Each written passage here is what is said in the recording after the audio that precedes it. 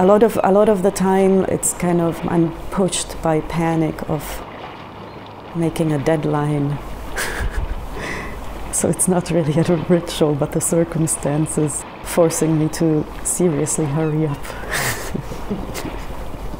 So it feels more like a, you know, transferring at the airport, and you know your name is already called and you still have 2 miles to run. You don't really do a ritual before running those 2 miles. So yeah, I don't really get myself into that mindset.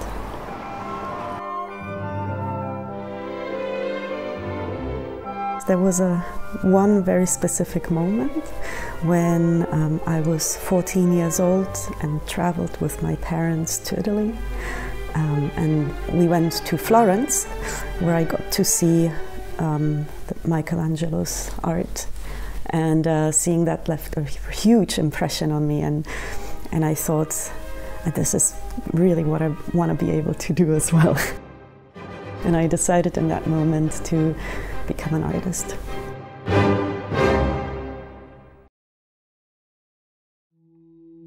I prefer to talk about more general human conditions or stuff like that. Yeah, for the lack of a better word. And obviously, let's say, my political ideas and ethical ideas and convictions do show indirectly, obviously, in my practice and what I do, and how radically or not I'm approaching a subject. So in a way, that's all in there indirectly, and it can be seen as a role model of like how to go about things, but I would not really be interested in talking directly about the refugee crisis as it is now. But obviously I do talk about things like migration and being thrown into a new world, a new space, kind of all the time, but yeah.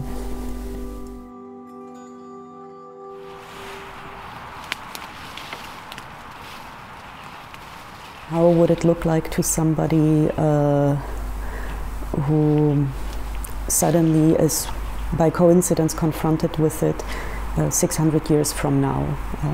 So, for example, when I worked on my book, Early Endeavors, I thought, assuming that in this distance of time there will still be something like used book shops, or for example, like something like that, that I like to speak to the person who coincidentally discovers this book in a huge pile of books that aren't even art books or anything. They just ended up somehow in that store, and then they look and flip through it and they think, oh, what is that? Like, what are those strange things that people used to do back then 600 years ago, and what are these thoughts that they used to have? So, I like to have that as a thinking model in my mind. Then you make certain decisions of editing and narrating. Yeah, but of course there's no way to fully succeed at such an aim. But you can kind of approach it.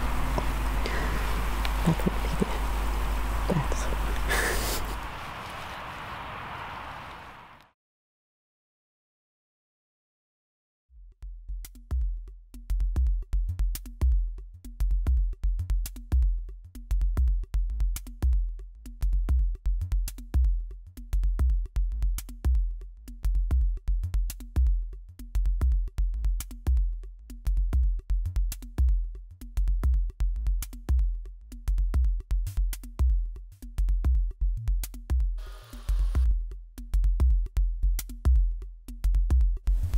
I really dream about food a lot.